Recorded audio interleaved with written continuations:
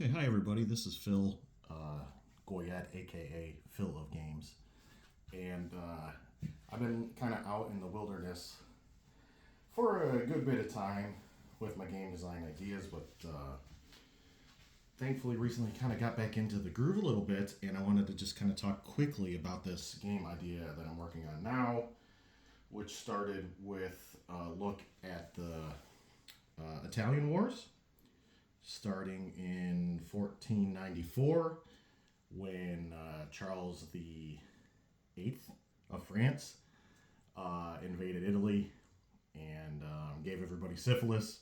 So the research kind of my initial thought was it would be some sort of card driven game in the vein of Here I Stand. I know that Tanto Monte exists.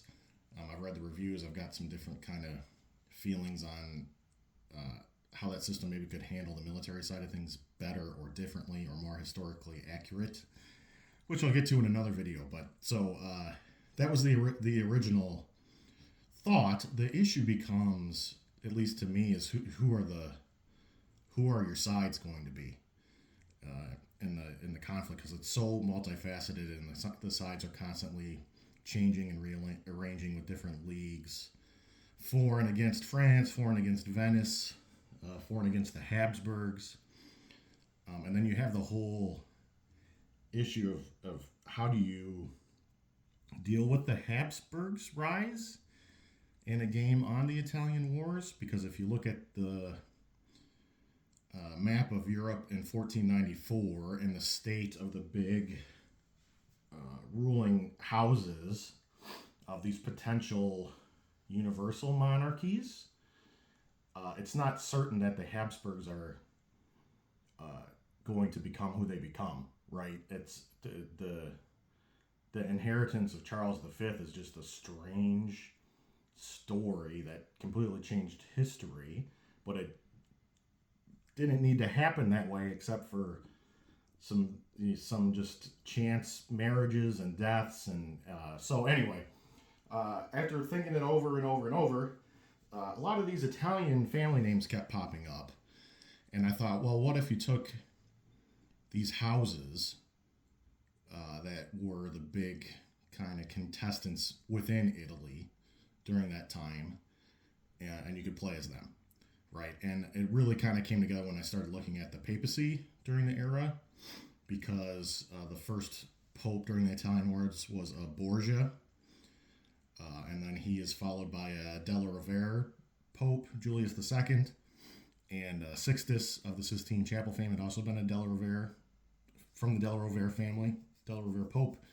And then you get a couple Medici popes from Florence, and then you get a Farnese Pope, who, coincidentally enough, one of the Farnese female family members was the mistress of the Borgia Pope Alexander VI, and maybe had, was the woman who had his illegitimate children. So anyway, when I started thinking about how those families could come together, I thought maybe those could be the factions. So then I drew up this little map, and this is like very much version 0.0 of Italy, and it's going to be point to point. Circles like our walled towns, squares are more fortified towns. The Tres Italienne fortifications have not come in yet because Charles hasn't come in yet and destroyed everybody. So the Tres Italienne increased fortifications were all in response to the shock of the mobile artillery of the French during this time period. So that will come in later in the game. You can build up these locations. And the locations are also separated into regions.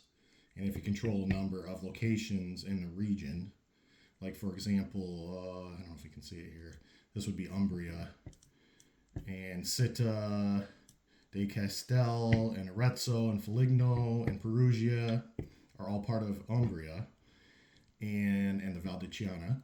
And if you control the majority of spaces in the area, you control the region, right? So, and this is an idea that came from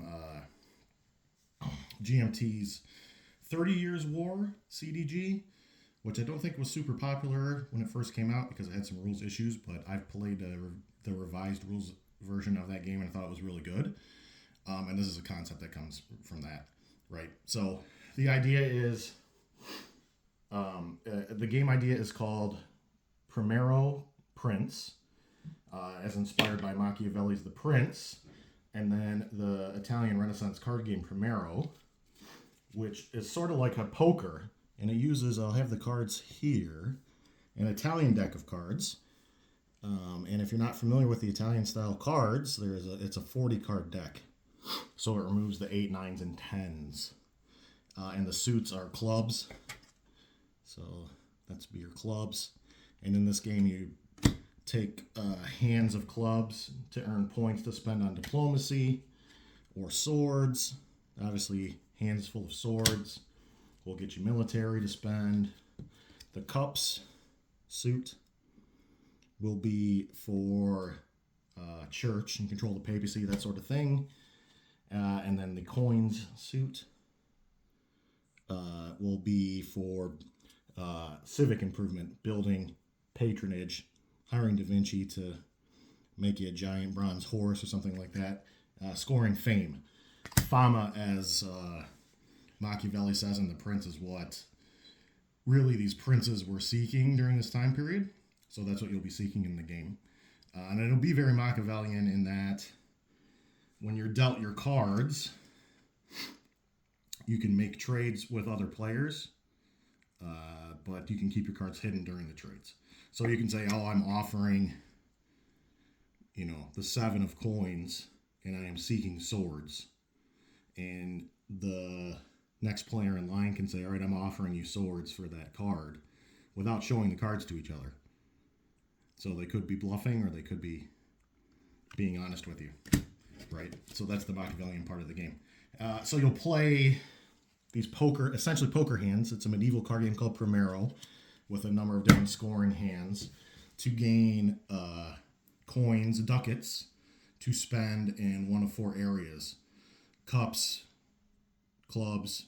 So cups are church, clubs are diplomacy, swords are military, and coins are patronage and civic improvements.